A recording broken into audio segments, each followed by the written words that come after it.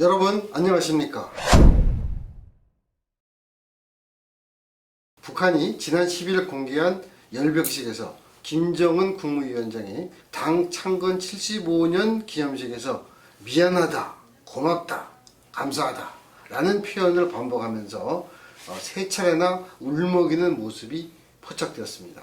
애국적이고 영웅적인 헌신은 누구든 감사의 눈물 없이는 대할 수 없는 것들입니다. 이를 두고 정치권에서는 갑론을박이 한창입니다.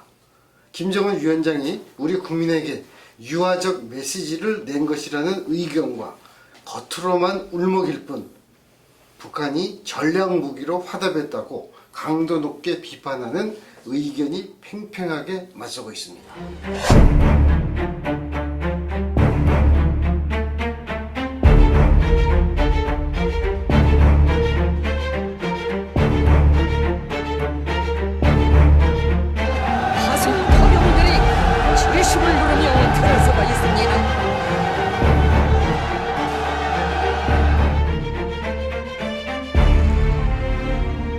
하지만 결코 속아서는 안 될 것입니다. 감성적 리더십을 통해 내부 결속을 다지고 위기를 기회로 전환시키기 위한 하나의 포석일 뿐이기 때문입니다. 특히 김정은 위원장은 진정 우리 인민들에게 터놓고 싶은 마음속 고백, 마음속 진정은 고맙습니다. 이 한마디뿐이다 라고 말했는데요. 오늘 이 자리에 서면 무슨 말부터 할까 많이 생각도 해보았지만 진정 우리 인민들에게 터놓고 싶은 마음속 고백, 마음속 진정은 고맙습니다. 이 한마디뿐입니다. 이는 북한의 내부 사정이 이미 골물대로 골맞고 어쩌면은 도와달라는 눈물겨운 호소에 지나지 않을 뿐입니다.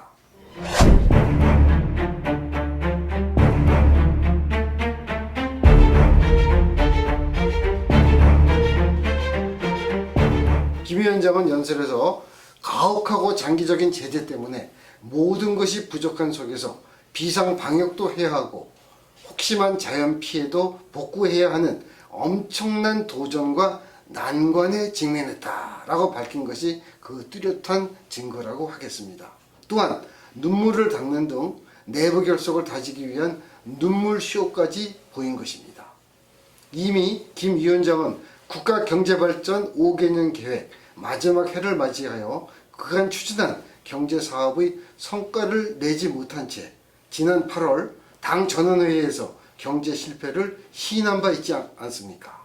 말 그대로 경제 몰락과 전염병으로 인해 내부는 썩어 들어가고 있지만 우리는 이렇게 최신식 무기로 업그레이드했고 만약에 계속 돕지 않거나 제재를 가한다면 이런 무기로 어떻게 할지 모른다라는 일종의 눈물이 압박쇼요.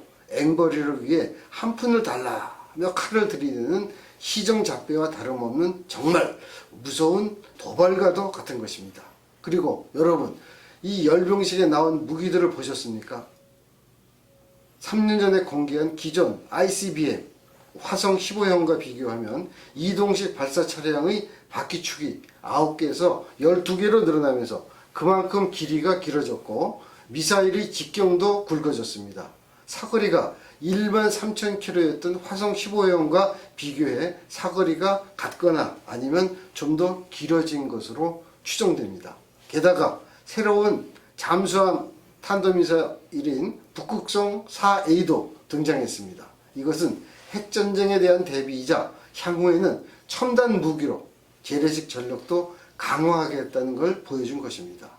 그런데 이럴 때 미 국방부 장관은 수개월 내에 인도태평양 미군 재배치에 대한 본격적인 검토에 착수하겠다는 말을 했고 제임스 이노프 미 상원 군사위원장은 전방주둔 미군이 미국의 장기적 국가안보 이익을 어떻게 지원할지 재검토하겠다는 국방부의 계획은 현명하다고 본다며 지원 사격까지 한 상태입니다. 물론 우리나라와 미군의 우방관계는 깨지지 않겠지만 순간적으로 방심하면 모든 게 큰일이 날 수도 있는 상황에서 북한의 김 위원장이 눈물을 흘렸다고 이해하자 제가 보기에는 섣부른 판단이라고 볼 수 있겠습니다. 게다가 최근 우리나라 공무원을 사살한 북한임을 어떻게 우리가 잊을 수 있겠습니까?